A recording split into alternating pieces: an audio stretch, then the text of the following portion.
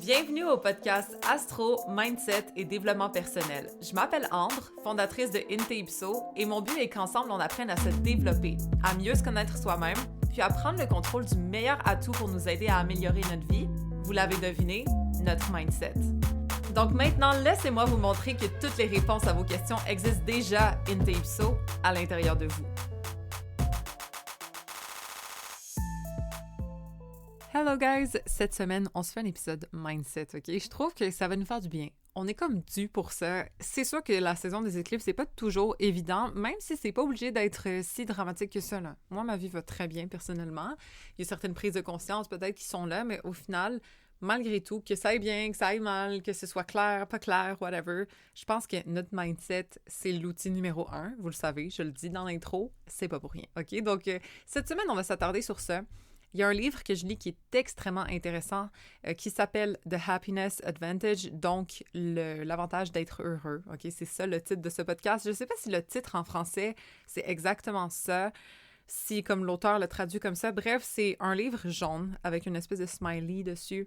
Puis c'est Sean Aker qui a écrit ça. Je vais vous le mettre dans le lien de cet épisode en anglais, par exemple, mais si jamais vous voulez faire vos recherches pour voir la version peut-être française, dépendamment si vous préférez lire en français, en anglais, whatever. Bref, ce livre-là est super intéressant. Il y a beaucoup de recherches dedans, ce que j'aime. Ça amène des faits tangibles de pourquoi, en fait, travailler son mindset, travailler sa vision optimiste des choses peut vraiment littéralement nous aider de façon concrète, OK? Donc, on va en parler un petit peu. Je vais vous résumer certains principes du livre. Moi, j'aime bien apprendre de cette façon-là, au lieu de se taper un livre en entier, des fois, d'avoir comme les principes énoncés pour nous aider à mieux comprendre. Je trouve que c'est le fun. Sinon, si ça vous intéresse de lire le livre, vous pouvez aller regarder ça dans le lien en bio, justement. Bon, premier principe dans ce livre-là, c'est que c'est pas le succès qui va nous amener le bonheur, mais c'est le bonheur qui va nous amener le succès, OK? C'est quétaine, mais c'est vraiment ça. Souvent, on se dit qu'on va atteindre tel résultat, puis là, comme on va se sentir bien, right?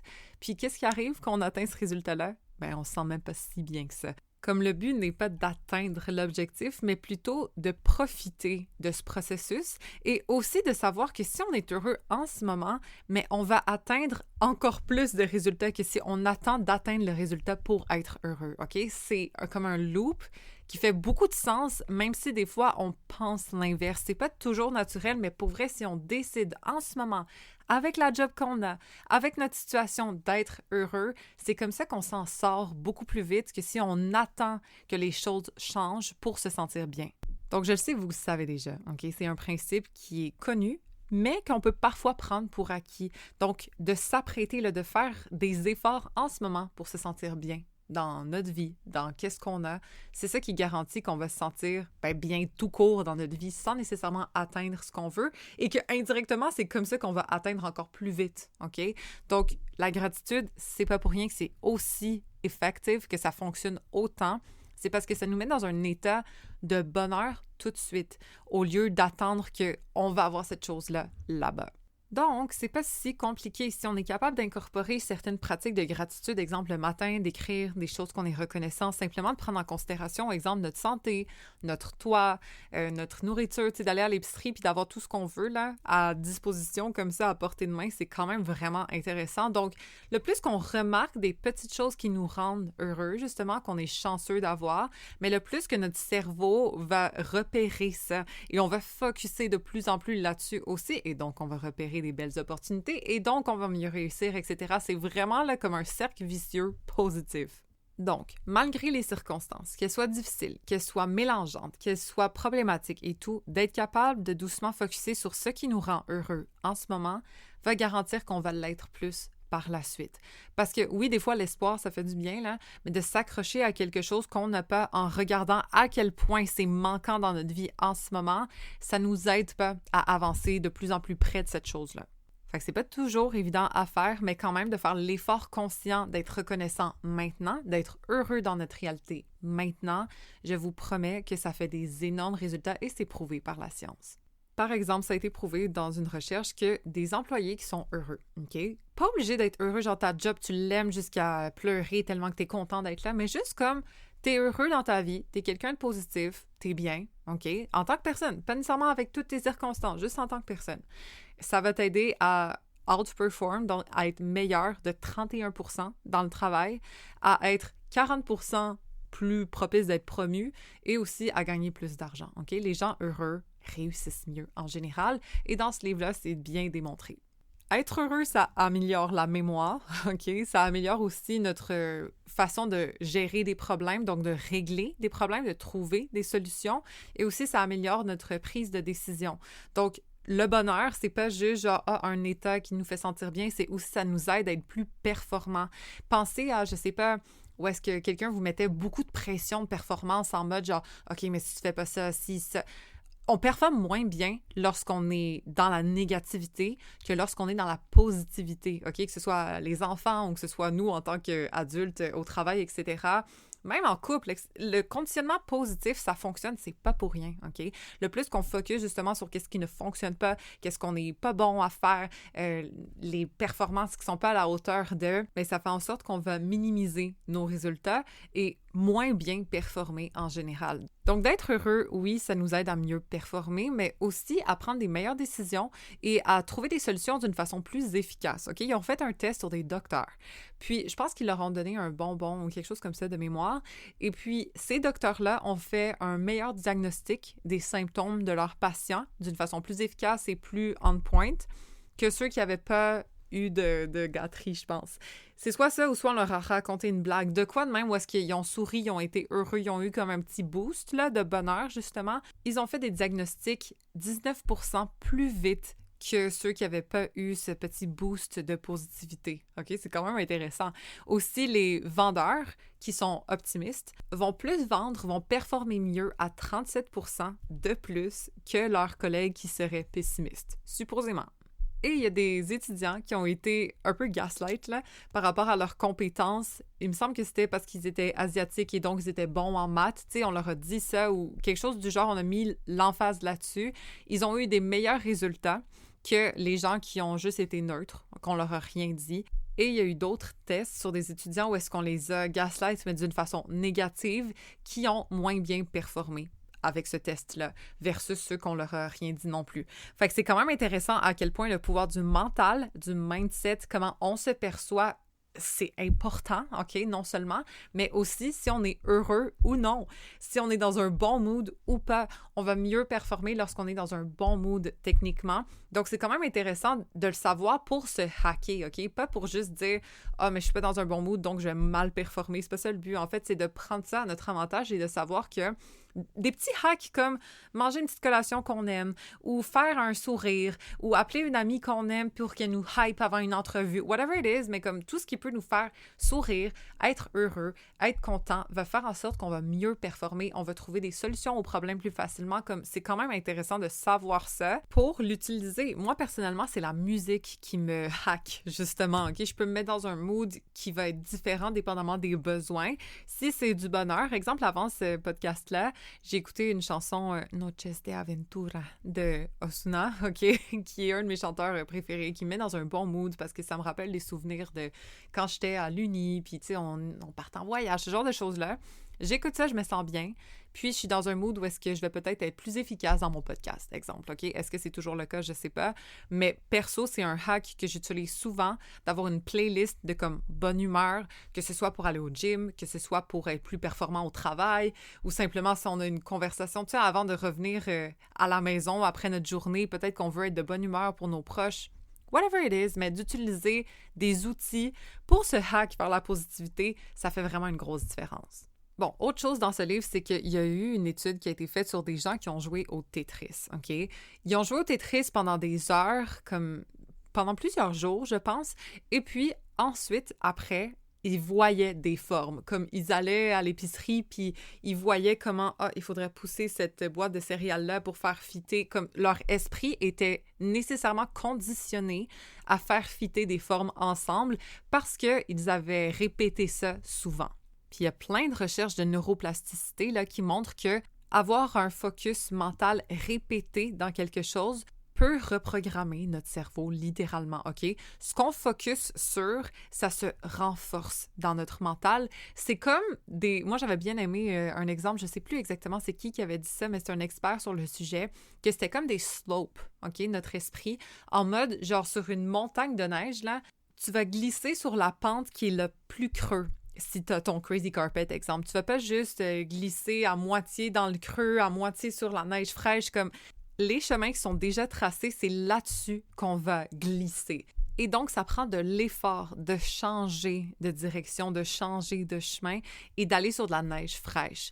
Il faut un effort conscient pour se reconditionner à quelque chose de neuf et de plus en plus qu'on le répète, de plus en plus qu'on glisse sur ce chemin-là, mais ça solidifie, ça approfondit la route et donc ça va être de plus en plus facile par la suite. Mais au début, ça prend un effort. Faut pas aller dans ce qui est déjà tracé, faut en créer un autre, un petit peu à chaque fois pour renforcer ça de plus en plus.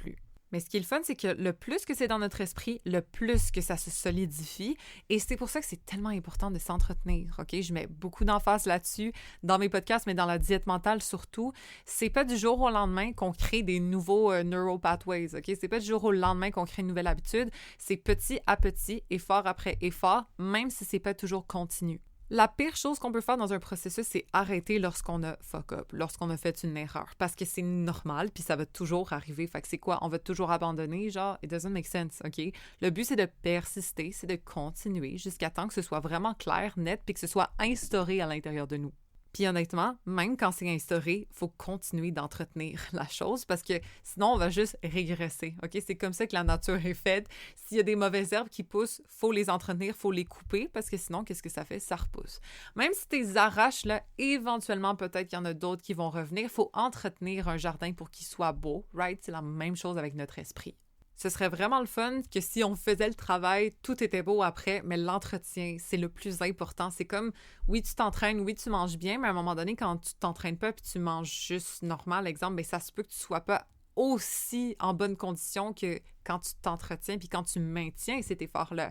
Même chose pour une relation, même si la relation va bien, si on l'entretient pas, elle va finir par doucement comme diminuer, être moins intéressante, être moins proche, on va s'éloigner, on va grow apart si on n'entretient pas nos liens, si on manque de respect à notre partenaire, si on prend pas du temps ensemble. Nécessairement, la relation va pas être aussi bonne que si on l'entretient. Même chose pour le business. Si jamais on néglige, on répond pas aux commandes de nos clients et on répond pas à leurs demandes, whatever it is, ben ça va pas être aussi bon que si on entretient le business, on regarde les comptes, on répond aux besoins. Comme c'est juste logique, OK? C'est la même chose avec notre mental. C'est pas pour rien que j'appelle ça une diète mentale, OK? Mon abonnement où est-ce que vous avez tous les outils pour vous aider à vous conditionner d'une façon positive pour donner des résultats concrets dans votre vie. Parce que perso, si je m'entretiens pas, je vois pas de résultats dans ma vie. Comme, oui, ma vie va bien, mais elle ira pas mieux si je m'entretiens pas. Peut-être même qu'elle va dépérir un petit peu, OK? Et moi, il y a une chose que je vois souvent, j'ai Uranus dans ma maison 2, techniquement, c'est une fluctuation de revenus constant. Et si je m'entretiens, mes revenus sont super. Si je m'entretiens pas, mes revenus sont vraiment normaux, OK? Si pas décevants. Donc, techniquement, le plus que je fais d'efforts, le plus que j'ai de résultats, même si c'est pas instantané de façon tangible, que la réalité 3D rattrape un peu le travail intérieur, c'est pas toujours 1 + 1 = 2. Des fois, ça prend du temps à s'adapter. Mais reste que si je m'entretiens et je garde ça de même, ça fonctionne. Si je néglige et je mets un petit peu de côté mes efforts, ça paraît. C'est pas sorcier, c'est pas comme du jour au lendemain, t'es rendu de même, tes croyances sont de même, ça reste comme ça. Comme de l'entretien, c'est ça qui garantit le succès. Puis c'est vraiment freaking nice, OK? Parce que oui, ça demande des efforts, mais au final, ça garantit les résultats parce qu'on est toujours en train d'entretenir. Puis c'est pas obligé d'être plate, puis c'est pas obligé d'être limitant, puis c'est pas obligé d'être restreignant en mode comme là, faut que je fasse ma structure, puis il faut que je fasse mes affirmations à chaque jour, puis il faut que je fasse comme... On a le droit de se donner une marge de manœuvre, justement. Mais le but, c'est de ne pas arrêter. Le but, c'est de toujours continuer de s'entretenir dans le positif si c'est important pour nous. Parce que si on veut subir notre vie, puis on veut juste comme avancer d'une façon un petit peu aléatoire, il n'y a pas de problème. C'est ça que ça va nous donner. OK? Le jardin, ben, il va pousser certaines affaires.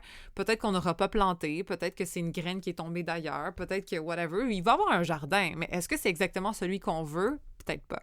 Versus si on entretient, on verse l'eau au bon moment, on met la dose de soleil qui est nécessaire, dépendamment si on a une serre, etc. On plante les graines qu'on veut, qu'on aime manger, on arrose, tout ce que vous voulez, là, bien, nécessairement, le jardin va être mieux parce qu'on l'aura entretenu, on a enlevé les mauvaises herbes, on a chassé les scavengers qui veulent manger les tomates, whatever, les écureuils, les sauterelles. Bref, on prend soin de notre jardin, OK? C'est ça le but. Notre jardin, c'est notre mental, techniquement. Donc, le plus on l'entretient, le moins on le néglige, le plus il va porter fruit.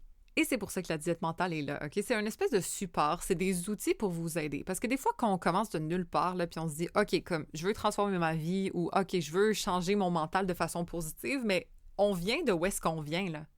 On est un peu pris dans ce qu'on est en ce moment parce que techniquement, on aurait quelque chose d'autre, sinon notre vie serait différente. Donc là, on est dans la réalité qu'on est, à cause de la tête qu'on a, puis des décisions qu'on prend, puis de la façon dont on réfléchit en ce moment. Mais pour changer la réalité, il faut changer notre tête. Et comment on change notre tête? On l'entretient d'une façon positive, on se nourrit de choses qui sont bonnes pour nous, on fait une diète mentale, OK? Je veux pas vous le pousser trop, là. De toute façon, vous êtes toujours les bienvenus. Il n'y a pas de limite à la diète mentale. Il y a toujours du nouveau contenu qui s'ajoute, mais il n'y a pas de limite de temps. Il n'y a rien de tout ça. Vous vous inscrivez. Vous pouvez rester 1 mois, partir si jamais vous voulez. Techniquement, c'est bon si on s'entretient dedans, là, mais moi, je suis toujours pour le libre arbitre. Fait que si ça vous tente, si ça vous parle, si ça vous inspire, you're welcome. Mais si jamais, bon, ça vous parle pas encore, peut-être un jour, OK? Qui sait? Moi, c'est des outils qui m'ont beaucoup, beaucoup aidé. On peut le faire par soi-même aussi, il n'y a pas de problème. Mais c'est juste que des fois, quand on sait pas où partir, puis comment faire, mais ça aide d'avoir des choses déjà prêtes pour nous qui peuvent vraiment faire un gros effet, puis on n'aurait peut-être pas pensé à ça par soi-même. D'ailleurs, moi, c'est des choses que j'utilise, OK? Je crée mes propres programmations, mes propres affirmations, parce que des fois, ça me tente pas le matin, là, d'être inspirée, puis de trouver des nouvelles affirmations, puis d'être vraiment in the vibe. La majorité du temps, je suis pas in the vibe, OK? Mais d'écouter qu'est-ce que j'ai déjà enregistré et juste répéter, être évidemment investi, mais que j'ai pas à me casser la tête, là, j'ai juste à me reprogrammer avec des choses qui sont déjà enregistrées. Moi, perso, ça m'aide, c'est pour ça que j'ai créé la diète. Et d'ailleurs, il y a une d'entre vous qui m'avait fait un beau compliment cette semaine, puis je vais le prendre, OK, pour vrai, parce que c'est rare que je le prends, mais elle m'a dit que les affirmations, puis ce genre de choses-là, elle en avait fait plein ailleurs, comme dans d'autres programmes de développement personnel, mais qu'elle aimait les miennes particulièrement parce qu'elle ne sentait pas cette résistance-là, que des fois qui sonne trop comme quétaine ou genre qui clash, OK? Et moi, ça a été mon gros problème, d'être pas capable de trouver des choses qui résonnent pour vrai, OK? Parce que c'est beau le dire comme je suis riche, mais quand t'as des dettes, it doesn't work, OK? Ça amène juste plus de résistance, ça bloque. C'est vraiment pas évident. Mais il y a des façons de formuler les choses, puis il y a des façons qui vont flow beaucoup plus facilement mentalement. Et c'est ça que je préconise, OK, dans la diète. Puis ça m'a fait du bien qu'elle me dise que comment je disais les choses, ça lui parlait pour vrai et que ça avait marché, comme elle les avait appliquées et elle voyait les résultats. Ça me fait vraiment du bien. Parce que des affaires de même, il y en a partout, OK? Des affirmations, des affaires qu'on peut écouter sur Internet, YouTube, n'importe qui peut faire ça.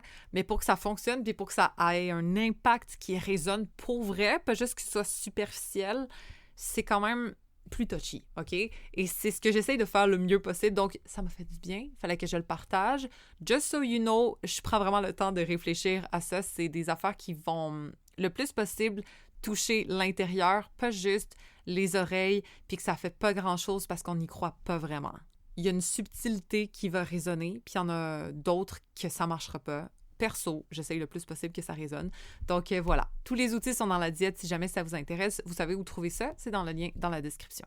Un autre concept de ce livre-là, c'est par rapport à notre volonté. Notre volonté, en passant, elle est limitée, OK? C'est pas qu'on est paresseux, ben oui, de nature, on l'est, mais comme il y a une dose maximum de volonté qu'on peut utiliser dans un jour, et donc ça fait en sorte que notre cerveau va le plus possible utiliser le moins de volonté pour l'économiser.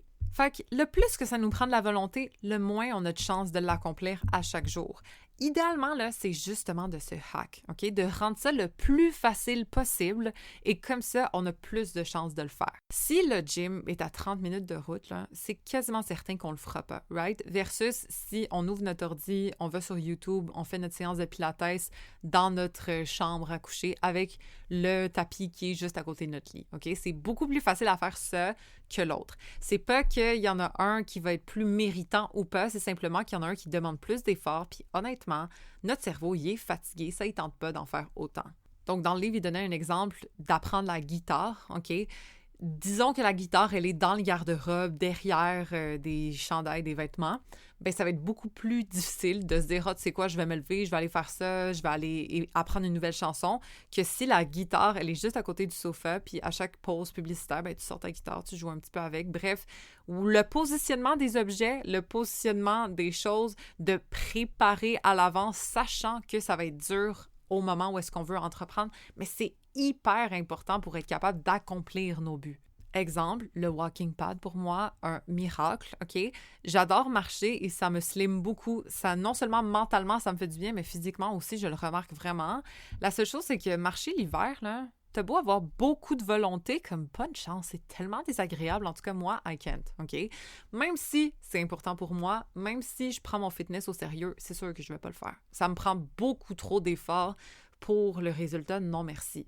Versus, ben, j'édite un podcast à chaque semaine. Au minimum, je peux avoir mon walking pad, éditer mon podcast en même temps, puis je suis garantie qu'au moins une fois par semaine, exemple, je vais marcher. Je le fais quasiment à chaque jour, OK? Fait que ça, c'est le fun, étant donné que ben, c'est dans mon bureau. Fait que oui, ça prend de la place, oui, c'est laid dans mon bureau, oui, ça gosse au niveau de l'espace, mais finalement, je marche tout le temps parce que c'est vraiment accessible. Mais s'il fallait que je prenne 1 heure de mon temps à chaque jour à sortir dehors, à ne pas travailler, exemple, à ne pas avancer, ben peut-être que ce serait plus dur, ce serait un engagement quand même plus important versus là, je peux juste faire les tâches que je fais normalement, mais en marchant en plus, comme je peux faire ma comptabilité du mois en marchant sur mon walking pad. It's such a blessing, je vous jure, comme je le conseille vraiment, OK? Là, l'été, le printemps revient, peut-être c'est moins nécessaire, mais honnêtement, en tant que Québécois, là, ou whatever, où est-ce que vous m'écoutez, ça vaut quand même la peine d'avoir un outil comme ça pour prendre soin de son corps, OK? Et de mon mental, personnellement. Donc, c'est pas tant l'activité en elle-même, mais c'est plus, c'est quoi nos buts et est-ce qu'on peut hack notre petit cerveau fatigué, paresseux, qui est limité, OK, au niveau de sa volonté pour atteindre qu'est-ce qu'on veut. Parce qu'il ne faut pas se faire sentir coupable qu'on n'a pas de volonté, qu'on est justement paresseux, etc. Tout le monde l'est. On est limité dans notre willpower. Fait que ça veut pas dire que la femme, elle, c'est une super-héros parce qu'elle va s'entraîner, elle fait ci, elle fait ça. Peut-être probablement qu'elle s'est mieux optimisée. Puis on va lui donner du crédit quand même. Peut-être qu'elle a particulièrement beaucoup de volonté. Mais dans la majorité des cas, le moins qu'il y ait de résistance à faire quelque chose, le plus on va avoir tendance à le faire.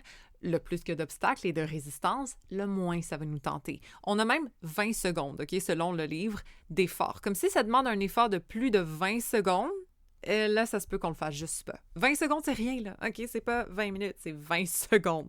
Fait que de réfléchir à qu'est-ce qu'on va porter, de réfléchir à qu'est-ce qu'on va manger, de réfléchir... Comme tout ça, ça demande un effort. On veut pas le faire. Notre cerveau, il résiste, OK? C'est trop difficile, c'est fatigant, ça prend de l'effort, ça prend du jus, ça prend de l'énergie, whatever. On va juste pas le faire. Donc, le moins qu'on a de barrière à faire quelque chose, le plus facile on va le faire. C'est pas compliqué. S'il y a déjà un repas de prêt dans le frigo, là, on va pas aller commander du Uber Eats, attendre 40 minutes que la bouffe arrive. On va manger qu'est-ce qu'il y a dans le frigo, tu sais. Puis si c'est un bon plat pour la santé qui nous avance vers nos buts, ben tant mieux. On va manger ça, même si peut-être on préférait se faire deliver du take-out. Mais au final, on bénéficie quand même de ce manque de résistance parce que le plat est là, parce qu'il faut juste le mettre dans le micro-ondes, exemple. Et donc, on s'est hack. Donc, c'est sûr que pour ce hack, il faut des efforts au préalable, un moment où est-ce qu'on a de la volonté, justement. Un dimanche où est-ce qu'on fait nos meal prep. Un moment où est-ce qu'on se dit, OK, je vais organiser mes outfits pour la semaine ou, tu sais, je vais préparer telle chose. Ça vaut la peine de le faire pour la nous qui aura moins de volonté plus tard. Autre chose, OK, l'auteur, il a enlevé des batteries de sa télécommande pour écouter moins de télé. Parce qu'il voulait jouer de la guitare, OK? Justement, il a mis sa guitare à côté de son sofa, il a enlevé les piles de la télé dans la manette, fait que si jamais il voulait vraiment écouter la télé, il devait remettre les piles.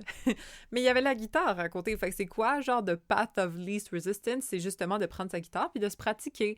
Fait que c'est de ce hack, OK? On n'est pas obligé d'aller jusque-là, mais quand même, ça fait réfléchir.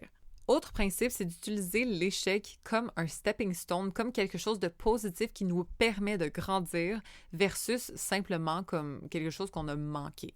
D'ailleurs, il y a un épisode dans la diète mentale qui s'appelle « Pourquoi te tromper est la meilleure chose que tu peux faire », OK? Puis c'est un épisode de podcast exclusif entier là-dessus. Je suis très d'accord avec l'auteur. Moi, je pense que la façon dont on regarde un échec, un problème, quelque chose qui n'a pas fonctionné dans notre vie, une erreur qu'on a faite, etc., mais c'est ça qui détermine le outcome et non la chose en elle-même. Donc, de voir ces obstacles-là, ces erreurs-là, tout ça d'une façon positive, en mode qu'est-ce que j'ai appris de ça? Pas juste j'ai foiré, j'ai mal fait ça, OK? Et de savoir qu'est-ce qu'on aurait pu faire de différent, exemple la prochaine fois, mais ça aide. Et aussi, à chaque fois qu'on échoue, là, on se rapproche de l'objectif tout le temps, tout le temps. Et les personnes les plus successful ever, là, c'est les gens qui ont échoué des nombreuses fois. D'ailleurs, il y a un quote qui dit « I failed more times than you tried ». OK? C'est pas de la chance, mais c'est parce que les gens qui réussissent pour vrai, là, ils prennent les losses. Loss après loss après loss, mais ils continuent. Et c'est ça qui garantit le succès. L'écrivain de Harry Potter, là, J.K. Rowling, s'est fait rejeter 12 fois par 12 publishers, OK? Et ensuite, c'est devenu un fucking best-seller. L'homme qui a inventé l'ampoule, Thomas Edison, a échoué 10 000 fois avant que ça fonctionne. Fait qu'échouer, honnêtement, c'est juste se rapprocher de l'objectif, OK? Même si, éventuellement, les choses changent, peut-être on s'adapte, peut-être il y a des changements de plan, justement, peu importe, mais au final, le plus qu'on échoue, le plus qu'on grandit ou qu'on est certain de qu'est-ce qui fonctionne pas ou qu'est-ce qu'on n'aime pas. Puis autre chose, notre façon de voir notre stress, tu sais, comme exemple des circonstances là, qui sont peut-être stressantes, mais la façon dont on va regarder la chose va déterminer le outcome très, très, très souvent. Quand on voit le stress comme « Ouh, ça, c'est mon corps qui se prépare à performer », exemple, mais on va mieux performer que quelqu'un qui est comme « Oh my God, la pression, ah, imagine si il me juge pendant que je fais ma présentation, etc. » Comme le plus qu'on utilise le stress d'une façon qui va être ouh, tu sais, c'est pas évident, je sors de ma zone de confort, mais ça va me challenger puis je vais devenir meilleure. Même si je me plante, je sais que c'est positif, ça aide énormément.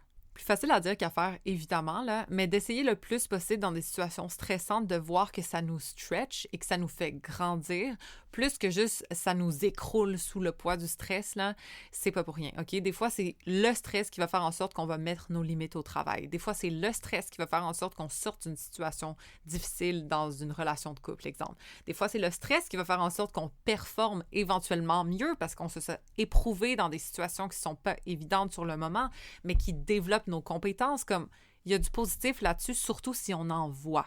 OK, autre chose de ce livre-là, c'est qu'ils disent qu'il y a un ripple effect dans le bonheur. Donc, si jamais quelqu'un est heureux, c'est très possible que nous aussi, on le soit. C'est contagieux, le bonheur, OK? Donc, exemple, quelqu'un qui sourit, bien, ça nous donne plus envie de sourire. C'est vraiment quelque chose qui va se répandre facilement et donc, ça vaut la peine de soit répandre le bonheur ou soit s'entourer de personnes qui le font. Parce que nos émotions, elles affectent les gens autour de nous. C'est pour ça que c'est tellement important de s'entourer de personnes qui nous font sentir bien. On n'est pas obligé de les voir en personne. Ça peut être des gens, exemple, dans nos oreilles, en podcast, OK? Hi! Sinon, ça peut être des gens qu'on côtoie sur les réseaux, qu'on regarde leur contenu. Tu sais, c'est pas obligé d'être nos amis tangibles qu'on appelle à chaque semaine, même si ça aide. Puis tant mieux si vous avez ça dans votre vie. Mais reste que de s'entourer de choses qu'on consomme et de personnes qui répandent des belles émotions ou du moins des choses positives à notre évolution, nécessairement, ça va avoir un impact positif sur nous. Versus, si, je sais pas, on écoute juste du true crime, nos amis se plaignent, nos collègues de travail n'arrêtent pas de parler du gouvernement qui est fucked up. Puis là, comme on est juste entouré, on marine de ces énergies-là, nécessairement, ça va nous impacter. Même si soi-même, en tant que tel, on est positif, on a un bon mindset, mais ça finit toujours par contaminer un petit peu. Moi, perso, quand j'écoute pas mes podcasts qui me font du bien, je me sens moins motivée, moins productive. Comme il y a une Capricorne que j'adore, là, elle s'appelle Michaela J. Puis son podcast, c'est Mindset, Magic and Manifestation. Moi, perso, c'est un de mes podcasts préférés. J'en écoute pas tant pour vrai de vrai, là, mais elle, c'est elle que j'aime. Parce que c'est une Capricorne, elle est fucking efficace, elle prend soin d'elle. Comme, elle est vraiment la Capricorne ultime, OK? Et ça parle beaucoup à mes placements, tu sais, peut-être dépendamment de c'est quoi vos intérêts. ça vous parlera pas exactement comme moi, mais reste qu'elle, elle me motive. Elle, je la considère comme une des 5 personnes qui est le plus proche de moi parce que je l'écoute quand même souvent dans mes oreilles, au moins à chaque semaine. Mais j'ai remarqué que si jamais j'écoute pas des filles justement dans l'entrepreneuriat qui parlent de leurs résultats, qui parlent de à quel point elles sont en train d'accomplir, mais j'ai moins envie d'accomplir. Mon chum, il est mannequin, il dépend un peu des contrats qu'on lui donne. C'est pas un entrepreneur, exemple, de la même façon que moi. C'est un gros hustler, mon chum, for sure. Mais reste que je peux pas relate autant aux tâches quotidiennes que moi j'ai à faire, tu sais, versus ces filles-là, ben elles ont à faire ces tâches quotidiennes-là. Fait que ça me motive à être un peu plus productive, plus efficace, comme je me sens moi-même, OK, quand j'écoute, exemple, des Capricornes qui hustle. Peut-être que vous, ce serait comme des poissons qui sont dans la créativité, puis les vibes, puis la spiritualité, puis ce genre de choses qui vous font du bien, parce que c'est ça qui vous parle. Mais reste que les gens qu'on a autour, les gens qu'on a dans nos oreilles, les gens qu'on voit, etc., les choses qu'on regarde aussi, hein, mais ça nous influence énormément. Donc, de filtrer ça le mieux possible, je l'ai déjà dit, mais je le répète, c'est super important. Et dernière chose, quelque chose qui est tellement intéressant, qui n'a pas rapport avec le livre, mais qui a rapport avec le bonheur, c'est que nos relations là, ne sont vraiment pas à négliger. Puis quand je parle de relations, ça ne veut pas dire nécessairement des relations de couple, mais d'entretenir des liens avec les autres qui sont profonds, qui sont intimes, qui sont basés sur le respect, sur l'amour, etc. C'est le numéro 1 qui va prédire si on va être heureux ou non à long terme, OK? C'est nos relations. Puis encore une fois, c'est pas obligé d'être amoureux, c'est pas obligé, tu sais, soyez pas découragés si jamais vous entendez ça puis que vos relations sont pas au top, que ce soit au niveau amical, familial, amoureux, peu importe. Mais je vous dis, on est quand même des êtres sociaux. On est censé être en interaction avec les autres. Ça nous nourrit, OK? Et il y a une étude de 75 ans comme Harvard a étudié des gens pendant 75 ans. Puis ils ont vu que le numéro 1 à savoir si les gens étaient heureux ou non dans leur vie, c'est s'ils avaient entretenu des belles relations. Et c'est pas obligé d'être des relations parfaites, mais c'est pas l'argent, c'est pas le temps, c'est pas la liberté, comme c'est les relations, le lien, la nature de celle-ci qui va vraiment déterminer si quelqu'un va être fondamentalement heureux ou non. D'ailleurs, bon, certains soldats qui avaient des liens plus forts avec les gens de leur équipe ont mieux réussi dans des combats, OK? Le stress était handled better parce qu'ils étaient en train de se supporter l'un l'autre. Exemple, leur lien tenait l'équipe et ont fait en sorte qu'ils ont mieux réussi, par exemple. Les gens qui travaillent avec des amis comme des employés aussi, mais qui sont leurs amis ou est-ce qu'ils ont un bon lien, mais ils vont être plus engagés dans leur travail nécessairement. Puis tu sais, ça fait beaucoup de sens. Et les gens qui avaient juste des relations de couple qui sont saines ou qui sont du moins fonctionnelles, ben finissent par vivre plus longtemps. Fait que tu sais, encore une fois, c'est pas pour se condamner, là, mais sachez que la nature humaine est faite pour être en relation avec les autres, donc d'entretenir nos liens, même si on est un petit peu asocial de temps en temps, même si on est un petit peu introverti et tout, je pense que ça fait du bien à tout le monde. Peu importe la nature de vos liens, ça peut être des amis à distance, ça peut être des liens avec votre famille, avec vos enfants, peu importe, mais des liens, là, c'est essentiel à notre bonheur, comme ce n'est pas à négliger. Et je parle de quelqu'un qui n'est pas nécessairement la meilleure à entretenir des liens, OK? En tant que Scorpion, Capricorne, whatever, je suis pas celle qui a le plus de liens, je suis pas celle qui a le plus d'amis, mais j'essaie le plus possible de solidifier ce que j'ai. J'ai des relations quand même très proches avec ma famille aussi. Pas tout le monde, mais ma mère, ma grand-mère, ça c'est sûr. Fait que tu sais, quand même, de faire du mieux qu'on peut, malgré une nature sauvage, OK? Je parle pour moi ici, mais ça a été prouvé que c'est le numéro 1 pour garantir le bonheur, c'est nos relations. Donc, à réfléchir ça aussi.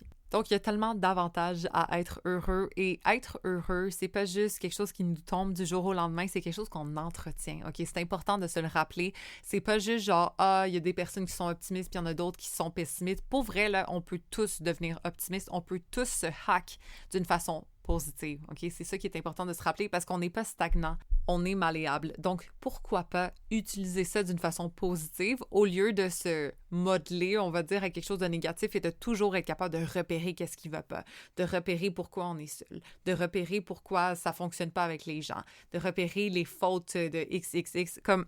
On va essayer de se conditionner d'une façon positive, le mieux possible. Si jamais ça vous tente d'avoir de l'aide, il y a la diète mentale pour ça.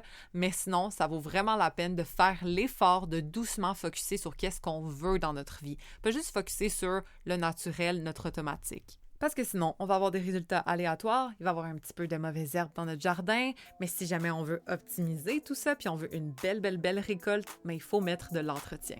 Donc, en espérant que ça vous ait aidé, que ça vous ait fait comprendre tous les bénéfices d'être heureux, OK? Et que c'est pas donner, c'est créer le bonheur. En espérant que vous avez aimé cet épisode, on se rejoint dans le prochain. Et rappelez-vous que toutes les réponses existent déjà in deep so à l'intérieur de vous.